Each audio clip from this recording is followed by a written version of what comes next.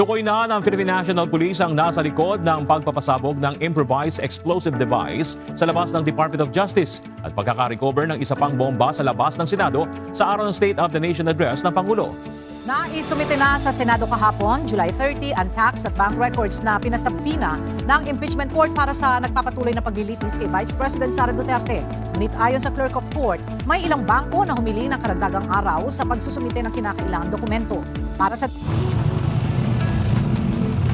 Samantalang nilinaw ng Clerk of Court na hindi pa naiisa-isa o nadedetalye ang mga nilalaman na mga natanggap nilang dokumento dahil kasalukuyan pa itong sumasailalim sa inventaryo. Dagdag ni Attorney Bantog Jr. dahil hindi pa kumpleto ang mga dokumentong ito ay hindi pa nila mabibigyan ng kopya ang House Prosecution Panel maging ang defense team ni Vice President Sara Duterte. Binigyang diin niya na kinakailangan din ng instruction mula sa presiding officer o mismong sa impeachment court bago nila ilabas ang kopya ng mga financial records. Pagdating naman sa tax records mula sa BIR, ipinaliwanag ni Attorney Bantog Jr. na hindi nila ito tatanggapin kung walang authorization mula sa Pangulo. Kaya kinumpirma niya na kasama sa isinumite ng BIR kahapon ay ang authorization letter mula sa Malacanang. Bukod dito, ayon sa impeachment court, mahigpit ang seguridad at chain of custody ng mga dokumento.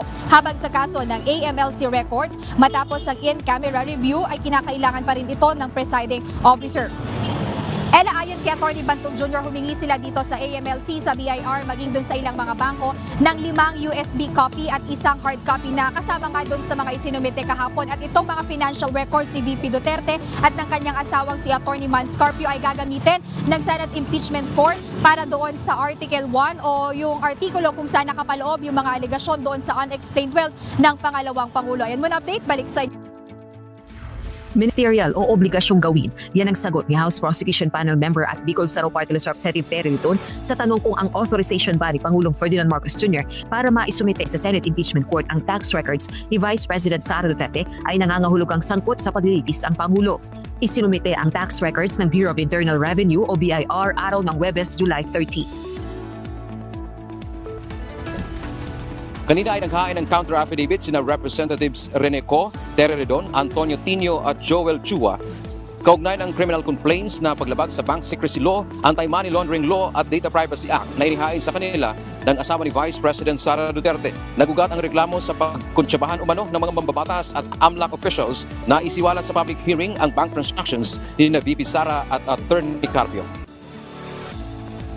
Ayon sa mga mababatas, ang nasabing demanda ay bunga lamang ng pagiging pikon dahil unti-unti na umanong lumalabas ang katotohanan tungkol sa umano'y 6.7 billion pesos na kabuuang transaksyon sa bank accounts ng mag-asawang Duterte Carpio. Binigyang diin ng mga mababatas na ang reklamong isinampa laban sa kanila ay isang unusual o kakaibang hakbang dahil kine-question dito ang kanilang hindi pag-object sa mga committee hearing at ang pagbibigay ng mga manifestation, mga bagay na bahagi lamang ng kanilang tungkulin. Kinasuhan yung mga congressman natin dahil hindi sila nag-oppose sa committee hearing at ako naman dahil ako'y nag-manifest. Milyong-milyong manggagawa ang inaasahang makikinabang sa panukalang batas na itaas sa 350,000 pesos ang annual income tax exemption mula sa kasalukuyang 250,000 pesos. Ayon kay House Committee on Ways and Means Chairperson Marikina 2nd District Representative Miro Kimbo, layunin ng House Bill na magbigay ng karagdagang ginhawa sa middle income class. Ang middle class, ito yung portion ng ating population na nagbabayad ng buwis pero never nakakatanggap ng ayuda.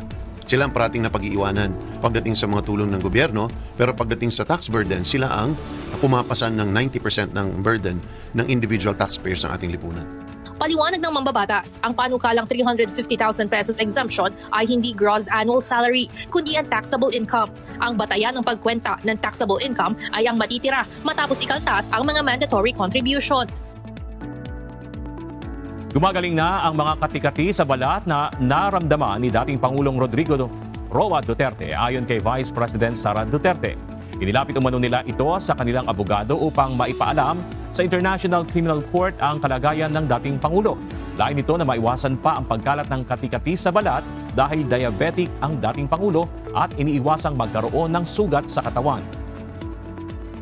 Natuyo na yung mga bilog-bilog na pula noong pagdating ko, sobrang pula nila at para silang pimple looking. Natuyo na siya at nagpapasalamat kami kasi inaksyonan kaagad nung detention unit.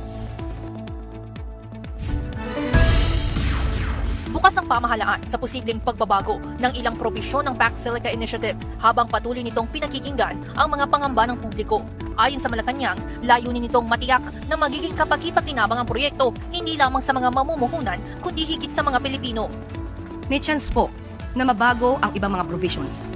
Kung ano po yung maaari pang mas maging magandang idulot sa ating mga kababayan, sa bansang Pilipinas, and of course sa mga partners, yun naman po ay isa sa alang-alang. Tiniyak din ng palasyo na pagtutuunan ng pamahalaan ang mga isyong may kaugnayan sa posibleng epekto ng proyekto sa supply ng tubig at kuryente. Hinihikayat din ang mga sektor na may mga katanungan o pangamba na makipag-ugnayan sa mga kinauukulang ahensya upang mabigyan ng agarang paglilinaw at solusyon. Iginiit pa ni Palace Press Officer Undersecretary Claire Castro na hindi magpapadala ng negatibong mensahe sa mga mamumuhunan ang posibleng revisyon sa ilang probisyon dahil bahagi lamang ito ng normal na pagpapabuti sa isang malaking proyekto. Samantala, sinabi naman ng Department of Justice na naghahanda nitong suriin ang mga legal at konstitusyonal na aspeto ng Pax Silica kapag ito ay formal nang inirefer sa kanila. Ayon kay DOJ Undersecretary Nicholas T., sa ngayon ay nasa mga economic agency tulad ng Department of Trade and Industry at Department of Economy, Planning and Development ang mga pangunahing pagtalakay sa proyekto. At this point, we'll wait and see. We'll wait and see when the matter is referred to us. But if that does happen, when that does happen, we'll be ready to look into the legal and constitutional angles of this endeavor.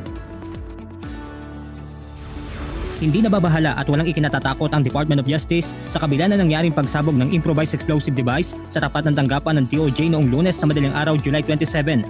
Ayon kay DOJ Undersecretary Ian Normandato, sa kabila na nangyari ay mananatiling tuloy ang kanilang trabaho sa kagawaran.